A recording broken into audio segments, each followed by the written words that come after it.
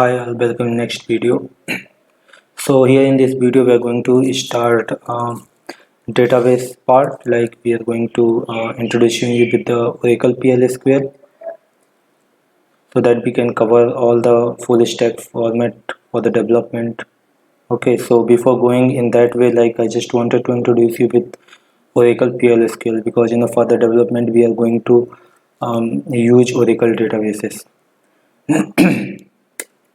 Okay, so what we are going to learn in this video, so like we are going to learn like three-tier architecture for the full stack development that I already explained you in Web API tutorial. So if you are new here and if you're not aware about the full stack development, so you can go through that Web API playlist and you can watch the video and take the understanding. Okay, so we will be briefly discussing about the three-layer architecture. Later on, Oracle databases details like how we are going to starting with the Oracle database and explanation about the full stack development with the Oracle, like what are the dependency and how we are integrating the Oracle databases with the full stack development. And afterwards, like when we are entering into the Oracle databases, so we will be taking understanding of the Oracle database architecture, different objects of the Oracle like tables, packages, view, triggers, stored procedures, indexes. So we will going to undertaking the understandings of all of these in this video. So firstly, let's understand what is a full stack development. Like if we talking about the full stack development, if someone is working as a full stack developer, so he's taking care of whole development part, whole architecture of the project.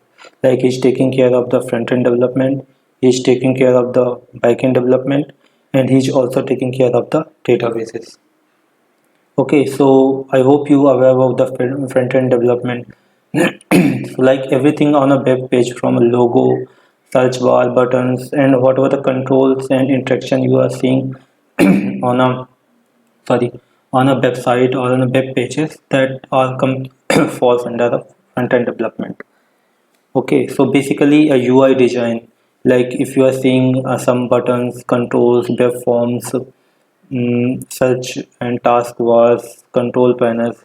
So like you are opening a Amazon.com. Okay, so if you are seeing an Amazon website, so you have a feature you are seeing like you have a vegetables images for the fresh application. You have a logos for the clothes. You have a logo images for the household things. So all the setup and UI design gets taken care by the front end developer.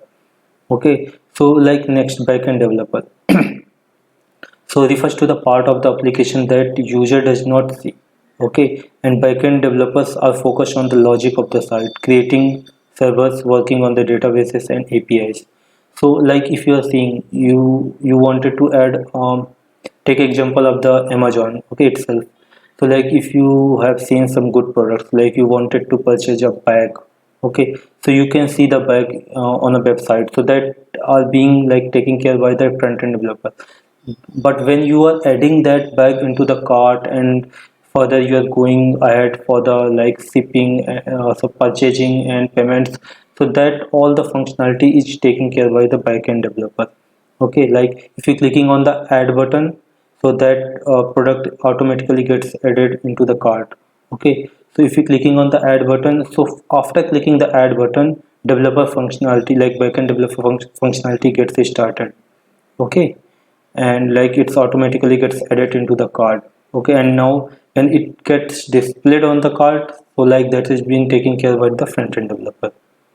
Okay, so same way like databases, if you are like adding into the cart, so if in that case like if you are saving that thing into database, so if you clicking on the you are purchasing a bag, okay, so you're clicking on the add button.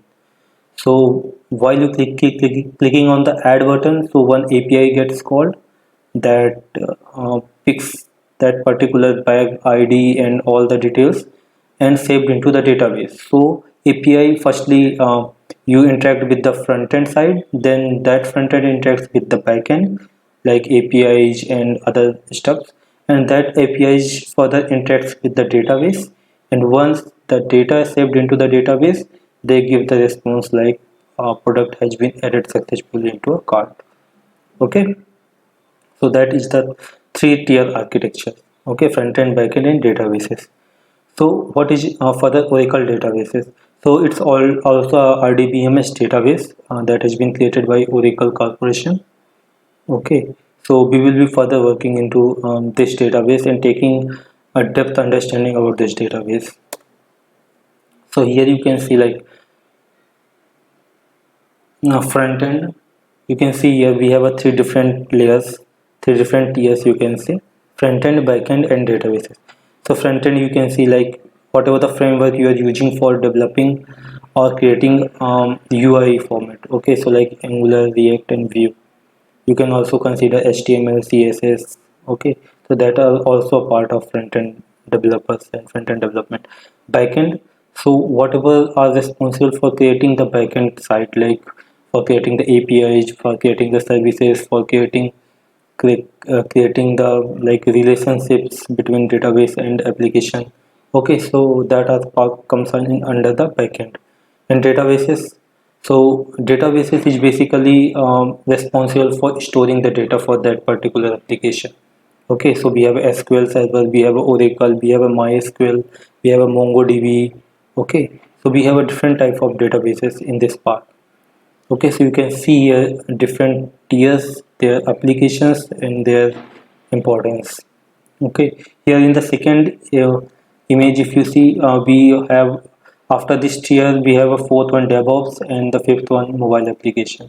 So DevOps is basically it's not a part of development, but it provides us the facility to make the development easier. Okay, like if you are doing a development, if you are creating, publishing a app, creating a build and deploying that build into the multiple server, if you are doing a load balancing for the server, so like all these activities doing individually is very difficult. But if you are considering DevOps in your development, so that are the automated kind of thing, and that will take care of your these kind of activity automatically. Like if you're doing a manual deployment in multiple servers, if you're using a DevOps pipeline, you don't need to worry about it. Like DevOps pipeline will automatically will create your build and deploy into the multiple servers. Okay, and mobile apps you all aware, like I'm talking about the web apps. If you wanted to make that web app compatible with your mobile, like if you wanted to create a APK file, application package file, so that falls under the mobile apps development. Okay, so like some native languages are there which are responsible for creating the mobile apps. If you are not, we are not considering Swift, we are not considering Android, so we can also create a mobile apps using Angular native, React native, Vue native. Okay, and we also have a Xamarin in C#. So that are the excellent technologies for developing the mobile applications. Okay, let's move ahead further. Okay, so we are here for discussing about the Oracle databases. So see here the Oracle database architecture. Okay, when you first time like creating the database and opening the database, you will be seeing these particular files inside the databases. So what are the different importance of these files? I will be telling you further. Before I'm just wanted to show you the database. Okay, so this is the PL/SQL server. Okay, if I go ahead and show you how PL/SQL looks like in a screen. So you see here SQL Developer. Okay, so this is the SQL Developer application, which is actually a much better platform for interacting with the Oracle databases. So this is a freeware, you can download it from Google. You can just put the PL/SQL download, so it will automatically prompt you the latest site where you can download the SQL Developer. But still, if you face any issue, so I already have created a one video in my web API tutorial, so you can go ahead and see that video. You would be able to easily install this application, and you will also be get the instruction to like set up Oracle databases in your local system or setting up the Oracle databases in your server.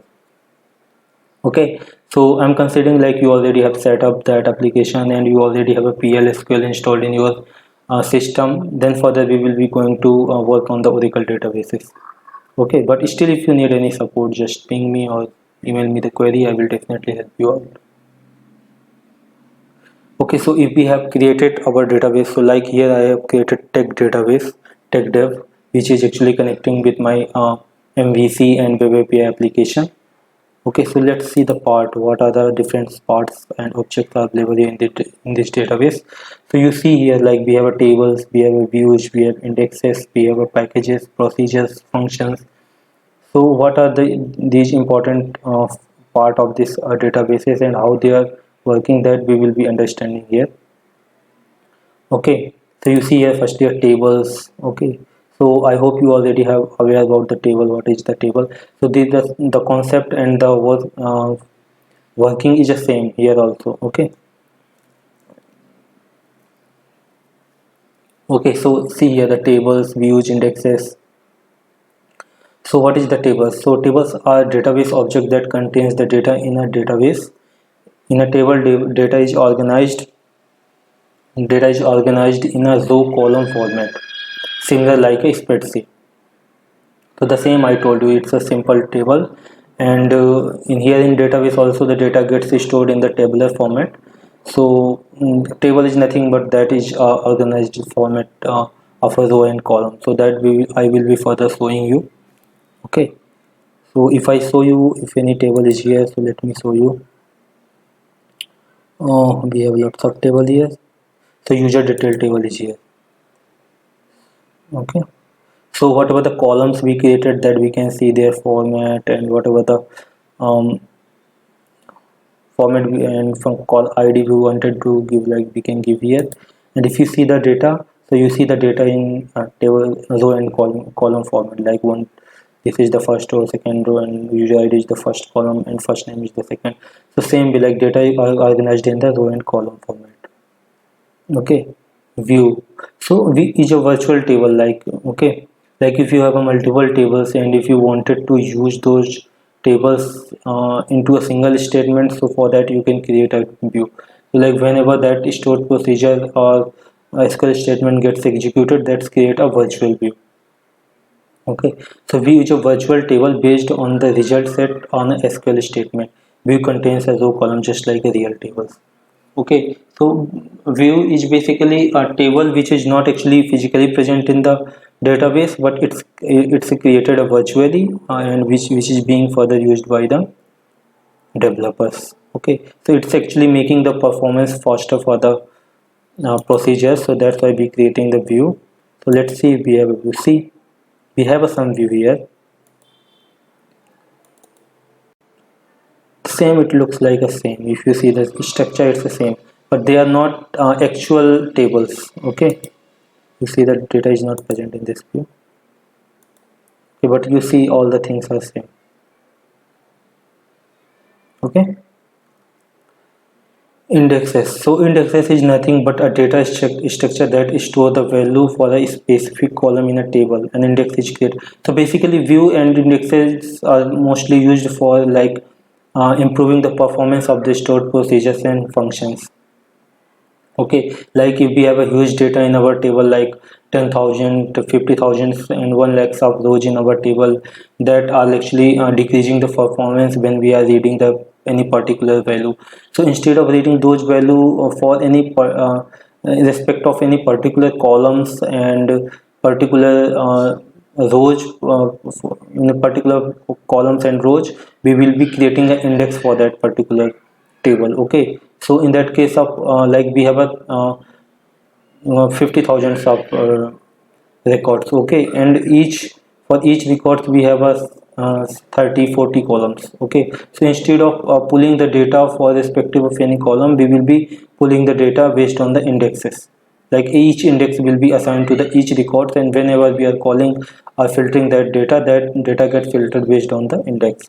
So that actually improve the performance of the procedures and function or the SQL statement.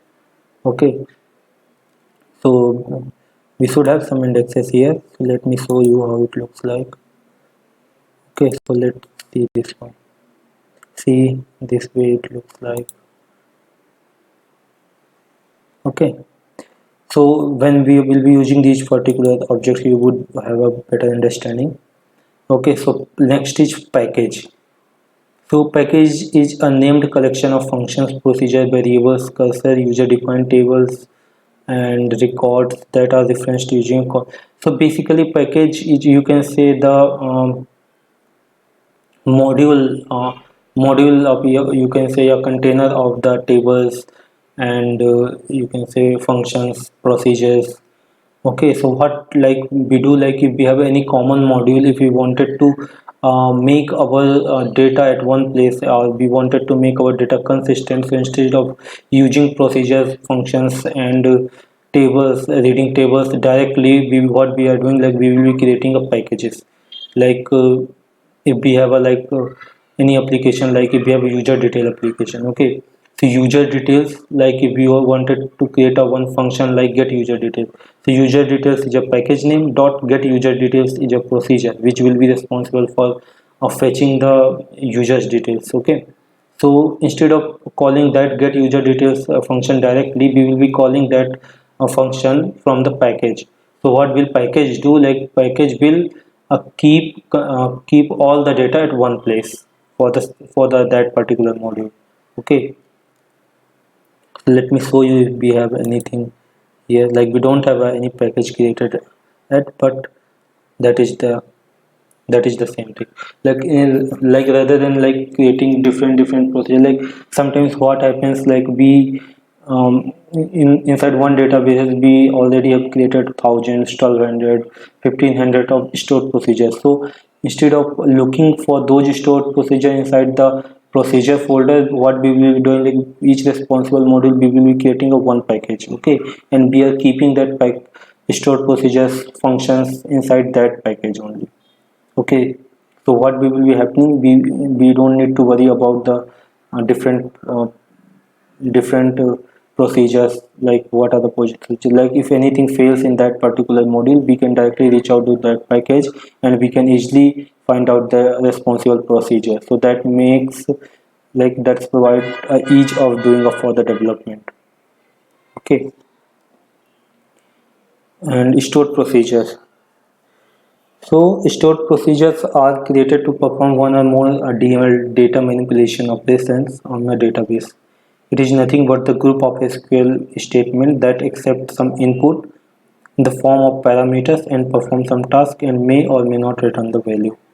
So basically, stored procedures and functions are responsible for performing some task. Like if you wanted to update any table, if you wanted to delete any data, if you wanted to make an insert in any table, so that kind of SQL statement or DML commands we can use inside the stored procedures. Okay, and that stored procedure and function we can keep inside the packages. Okay, we can also keep outside. Here we have a stored procedure folder, so we can keep here as well. But this is a good for, like we have a limited numbers of procedures, like we have a unlimited numbers of stored procedures, so it becomes very difficult to find out the exact procedure. So like if we are keeping that thing inside the package, so that will provide us the like more easy to find that particular package. Okay, so basically, stored procedure functions are doing the same things, like we are giving some input and we are giving getting some output from that is stored procedures and functions. Okay, let me show you if I have a stored procedures. Yes, we have a one stored procedure, export to Excel data, that I recently created. Okay, so you can see here, like we are taking some input and we are creating one cursor here, and we are returning that cursor as an output. Okay, so this way we can do that. Okay, stored procedures. So these are the stored procedures, and let me show you function if we have. Here we have a function as well. So these are the function as well. You see here we are taking input, and same way we are taking input here as well. One, two, these are the hard coded values here, but same way like we do. Okay, triggers. So like trigger is a special, as you it like sounds the meaning is same, like it's saying a trigger, so the same thing, like it triggers at some event. Okay, a trigger is a specially stored procedure in a database which automatically invokes whenever a special event in the database occurs. Okay, so like if we wanted to create a trigger over the table, like before the updation of table, like if we wanted to make a insert into the log before the table updation. Okay, like if we have a user detail table, so we just wanted to keep a user ID of the user who is going to update that particular table. So before doing the updation inside the table, we will create one trigger which will be which will be keep watching that particular table if any update or insert is happening in that table. So before insert and update, that trigger will get called, and that it will add user detail into the log. Okay, so that kind of information we are keeping. And if the table updated successfully, so that we can also after updation trigger we can create, and that will create a log like table updated successfully kind of. So those kind of activity we can handle through the triggers. I'm just telling that we have a like different type of requirements, and based upon that requirements we create the triggers. Okay, so these are the major things that we can discuss here in this architecture. And we also have like triggers, and we have sequences. Okay, so sequences is basically like if we have a table and like we have some number. Okay, we can say we have some request. So if we wanted to create a unique request ID for each request, or if we wanted to create a unique user ID for each user, if we have some user detail table. So instead of doing that thing manually, what we can do, like if we are knowing like user ID is going to initiate it from 1, and anytime when any new user is inserted, so the user ID will get increased by 1 and will be provided to the user. Okay, so in that way, like we can create the sequence. Like what it will do, it will automatically get increased by the number you will provide, and based upon that it will return the sequence ID, that user ID to the user. Okay, so this way we can do that. If we wanted to put any condition in that sequence, so that we can also do. So like it this way the sequence works. Okay, synonyms and database links, all are the like these things. When you will be like interacting with the Oracle, you will definitely getting the understanding. And meantime, if I am doing any development and if I'm finding new thing, I will definitely let you know. But meantime, if you wanted to start with the Oracle databases, so I think this much of interaction is enough to get started. Okay, so let's meet on the next video. Thank you so much. I hope you understood the Oracle basic functionality. So I will try to collect more understandings about the Oracle databases and try to represent you, so that you can have a more understanding about the Oracle database that we can utilize for the full stack development. Okay, thank you so much for the watching. See you on the next video.